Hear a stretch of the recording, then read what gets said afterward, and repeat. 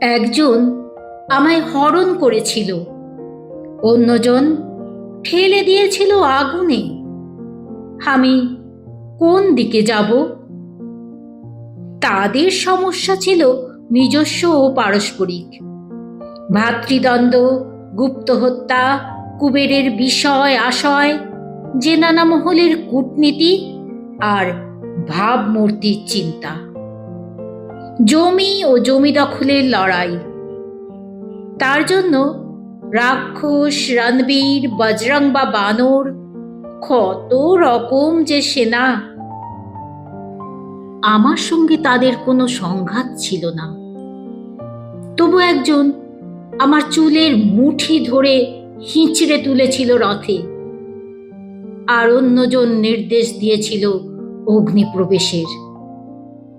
আর সেই আগুন যখন চতুষ্পার্শ্বে লেলিহান, হিরণ্য লোহিত সেই তীব্রতা ছাড়া অন্য সব নাস্তি মনে হয়, যখন আমায় স্থির করতে হয়েছিল আমি কোন দিকে যাব। হায়, আমি স্থির করেছিলাম। কেন যে স্থির করেছিলাম? হায়, সে কত দীর্ঘদিন আমি কোনো প্রসাধন করি না, দীর্ঘকাল গ্রহণ করি না আমিষ। আশ্রমের কঠোর জীবনে এতদিনে আমি দৃষ্টিকটু কৃষক। স্মৃতিকে ঘৃণা করতে এখন মন অভ্যস্ত হয়ে গেছে।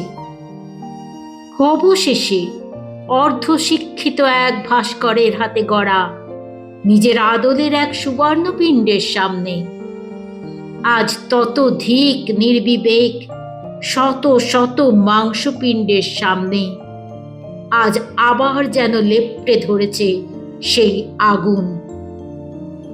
বাতাসে এখানে হলকা যজ্ঞাগ্নি সম্ভূত ভস্মে চরাচর স্তম্ভিত নিঃস্ব হয়ে আছে।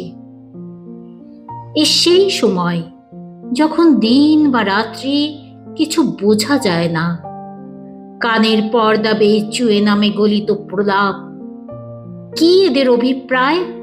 কি চায় এরা? নারীমাস, পুত্র, নাকি রাজোচিত ভাবমূর্তির উদ্ধার? কি কি চায় এরা? আমাকে কি আরো একবার ঠিক করতে হবে আমি কার কাছে যাব? বিনা দোষে যাদের একজন আমায় অন্তরীণ করে রেখেছিল আর অন্যজন দিয়েছিল নির্বাসন।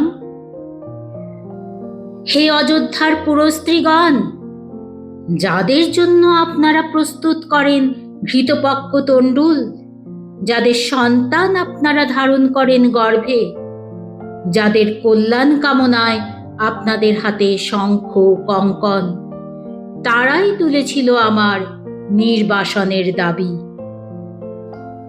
মাননীয়া রক্ষকুলবধূরা, চতুষ্ষষ্ঠী ক্রীড়ায় আপনারা যাদের অঙ্কশায়িনী হন, যাদের তুষ্টির জন্য ব্যবহার করেন কুমকুম, তাম্বুল ও লৌহ্য রেণুকা, যাদের উদ্ধারের জন্য আপনারা এমনকি যুদ্ধযাত্রাতেও পিছপা নন, অশোক কাননের বহির্দ্বারে তারাই ছিল আমার প্রহরী।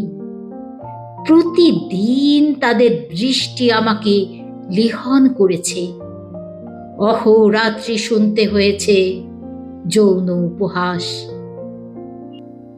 অনাগরী, অনভিজ্ঞা ও আমার বানর সুন্দরীরা, এই মুহূর্তে যাদের পথ চেয়ে তোমরা বসে আছো, যাদের জন্য প্রস্তুত করেছ বেতসের সরঞ্জাম, ক্লান্তি অপনোদনের জন্য মাধ্যি ও মৌরেও, পরিধানের জন্য বন্য পুষ্পমালা, যাদের জন্য তোমরা দীর্ঘদিন প্রসিত ভর্তিকা কিংবা এখনো অনুরাগ, আমার অগ্নিপ্রবেশে তারা কোনো প্রতিবাদ করেনি। কোনো শব্দ শোনা যায়নি নির্বাসনের সময়, এবং এখনো। এই তো তাদের দুই চোখ কৃতদাসের চেয়েও ক্লীব, লাঙ্গুলগুলি চক্রাকার, মেরুদণ্ড নবনীত, উত্তেজনায় ব্যদিত মুখবিবর। এখন আপনারাই স্থির করুন, আমার কি কোনো একদিকে যাওয়া খুব দরকার,